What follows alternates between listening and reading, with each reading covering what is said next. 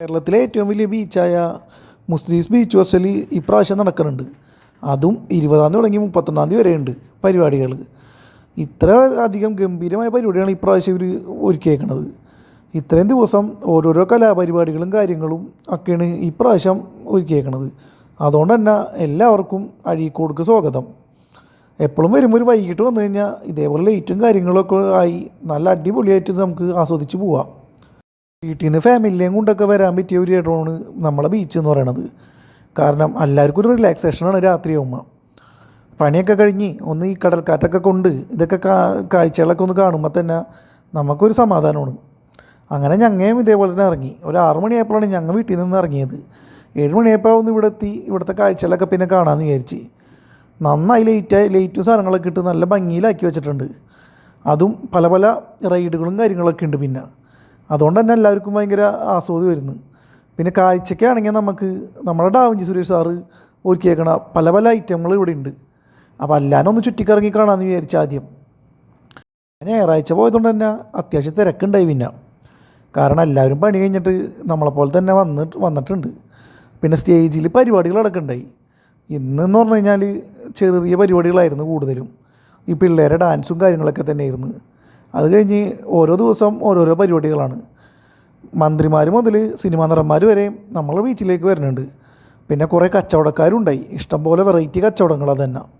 ഓരോരോ ഫുഡും കാര്യങ്ങളും എല്ലാവരും ഉണ്ടായി. പിന്നെ ഈ ലൈറ്റിൻ്റെ പരിപാടിയും പിള്ളേർക്ക് ഇഷ്ടപ്പെടുന്ന പല പല ഐറ്റം ഉണ്ടായി. പിന്നെ നമ്മളെ ഗുണാക്കേവും ഇവിടെ റെഡിയാക്കി വെച്ചിട്ടുണ്ടായി. അപ്പോൾ അതിലും വേണമെങ്കിൽ നമുക്ക് കയറായിരുന്നു. ഇതാണ് ഞങ്ങളുടെ അഴീക്കോടര മുനക്കൽ ബീച്ച് എന്ന് പറയുന്നത്. കാരണം ഏറ്റവും കൂടുതൽ കേരളത്തിൽ കാറ്റാടി മരങ്ങളും ഒക്കെ ഉള്ള ഒരു ബീച്ചും കൂടിയാണിത്.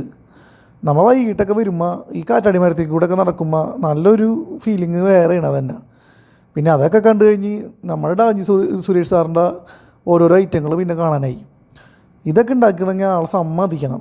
കാരണം എന്ന് പറഞ്ഞു കഴിഞ്ഞാൽ ഇതൊക്കെ ഒരു കഴിവ് തന്നെ വേണം ഉണ്ടാക്കണമെങ്കിൽ. അതും മുതലനൊക്കെ മണ്ണിൽ വരച്ച് ഉണ്ടാക്കണത്. മണ്ണും സിമെൻറ്റും കൂടെ കൂട്ടി യോജിപ്പിച്ചിട്ടാണ് ഈ മുതലിന് ഉണ്ടാക്കിയത്.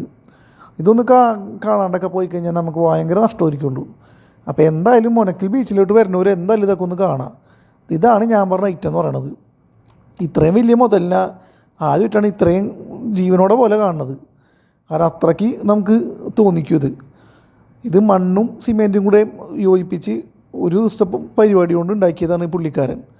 അതും ഇത്ര സ്പീഡിലൊക്കെ ഉണ്ടാക്കി ഇത്ര ഫിനിഷിങ്ങിലാവണമെങ്കിൽ നല്ലൊരു പണി പെടേണ്ടി വരും. ഡാവിഞ്ചി സുരേഷ് എന്ന് പറഞ്ഞു കഴിഞ്ഞാൽ ഞങ്ങളെ കൊടുങ്ങല്ലൂരുകാരൊരു അഹങ്കാരം തന്നെയാണ്. കാരണം പുള്ളിക്കാരൻ എന്തുണ്ടാക്കിയാലും അത്ര പെർഫെക്റ്റായിട്ട് ഉണ്ടാക്കുകയുള്ളൂ. അപ്പോൾ ആളുടെ കലാവിരുദ്ധകളും ആളുടെ ഫോട്ടോസും ഇത്രയും നാൾ ഉണ്ടാക്കിയ പരിപാടിയൊക്കെ ഇവിടെ ഉണ്ട്. മുനക്കിൽ വന്നപ്പോൾ നമുക്കിതൊക്കെ കാണാൻ പറ്റുന്നതാണ് ഏറ്റവും കൂടുതൽ നമുക്കൊരു സന്തോഷം തരുന്നത്. പിന്നെ ഓരോരോ ഈ രൂപങ്ങൾ കാര്യങ്ങൾ ആളെ പഴയകാല ചരിത്രങ്ങൾ പഴയത് ഈ താലപ്പൊലിക്കൊക്കെ ഞങ്ങളവിടെ ഉണ്ടാക്കി വെച്ച കാര്യങ്ങളൊക്കെ ആളുണ്ടാക്കിയിട്ടുണ്ട്. ആളൊരു സംഭവം തന്നെയായിരുന്നു. അങ്ങനെ അതൊക്കെ ഒന്ന് ചുറ്റിക്കറങ്ങി കാണലായിരുന്നു പിന്നെ തന്നെ എൻ്റെ ജോലി. ഇതേ കാണുന്ന ഗാന്ധിജിയുടെയും നമ്മുടെ ലാലേട്ടൻ്റെയും അങ്ങനെ ഓരോരോ മഹത് വ്യക്തികളൊക്കെ ഓരോരോ ഫോട്ടോ വെച്ചിട്ടുള്ള ഒരു പരിപാടി. ഇതൊക്കെയാണ് കൂടുതലും അത്യാവശ്യം നല്ല ഫേമസ് ആയിട്ടിരിക്കണത്. അങ്ങനെ അതൊക്കെ കാണലായിരുന്നു പിന്നെ എൻ്റെ പരിപാടി. പിന്നെ വീട്ടിൽ പോകാമെന്ന് പറഞ്ഞു കഴിഞ്ഞാൽ കുറച്ച് വൈകിട്ട് തന്നെ പോയാന്ന് വിചാരിച്ച്. പുള്ളിക്കാരൻ ഉണ്ടാക്കിയ ഓരോരോ ഡ്രോയിങ്ങും കാര്യങ്ങളും ആളുടെ കലാസൃഷ്ടികളാണ് ഇവിടെ പിന്നെ കാണുന്നത്.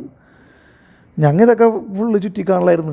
കാരണം ഇത്രയും വലിയ പ്രതിഭയുടെ ഒരു ഇതൊക്കെ കാണുമ്പോൾ തന്നെ നമുക്കൊരു സന്തോഷമാണ്. ഈ നമ്മളെ നാട്ടുകാരൻ ഇത്രയും കൂടുതൽ ഉണ്ടാക്കുമെന്നുള്ള രീതിയിൽ കലാസൃഷ്ടികൾ ഉണ്ടാക്കുമെന്ന് പറഞ്ഞത് നമുക്കൊരു വെറൈറ്റി ഐറ്റം തന്നെയല്ല. അങ്ങനെ പിന്നെ ഇതൊക്കെ ചുറ്റിക്കറങ്ങി കണ്ട് ഞങ്ങൾക്ക് പുറത്തേക്ക് പോകാമെന്ന് വിചാരിച്ച്. കാരണം ബീച്ച് ഹൗസിൽ 31 ദിവസമുണ്ട്. 30-ാം തീയതി കഴിയുള്ളൂ. അന്ന് കാർണിവലിൽ നമ്മളെ പാപ്പാജിനെ കത്തിച്ചിട്ടേ കഴിയുള്ളൂ. അപ്പോൾ അതുകൊണ്ട് തന്നെ അതൊക്കെ ഒന്ന് കാണാമെന്ന് വിചാരിച്ചപ്പോഴാണ് ഇതേ കാണുന്നത് ഗുവാ കേവ്. ഇതിൻ്റെ അകത്ത് കയറിറങ്ങിയ 100 രൂപയാണ് ഫീസ്. അങ്ങനെ അതിൻ്റെ അകത്തൊക്കെ കയറി പിന്നെ നമ്മുടെ തൊട്ടിയിലൊക്കെ ഒന്ന് കയറി. പിന്നെ പിള്ളേരെ ഐറ്റം ഉണ്ട്. അങ്ങനെ പല പല ഐറ്റങ്ങളായിരുന്നു ഇവിടെ കൂടുതലും. അപ്പോൾ എന്തായാലും എല്ലാവരും വരുമ്പോൾ ഒന്ന് ഇവിടെ ഒന്ന് കയറാം, ഇതൊക്കെ ഒന്ന് കാണാം, ആസ്വദിച്ചിട്ട് പോകാം എന്തായാലും എല്ലാവരും.